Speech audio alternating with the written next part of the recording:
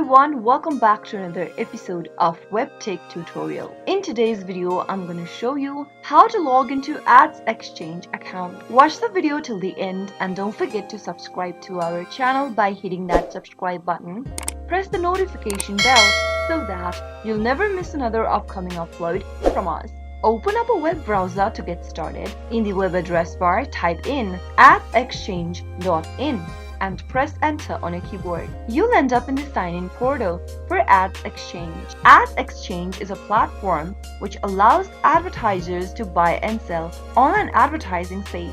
In the sign-in area, type in your username associated with the account. But if you don't have a username yet, or if you've not created an account yet for Ads Exchange, click on Create an Account link at the bottom of the screen and follow the on-screen prompts in order to register first. After registering for your account, you can easily type in the username associated with your account and then your password on the next field. Solve this easy math problem and type in the answer in the text box. If you've forgotten your password during logging into your account, you can click on this Forgot Password link and follow the instructions to reset to a new password. Finally, after filling in the information, click Sign In and you'll be able to log into your Ads Exchange account. That is how it can be done.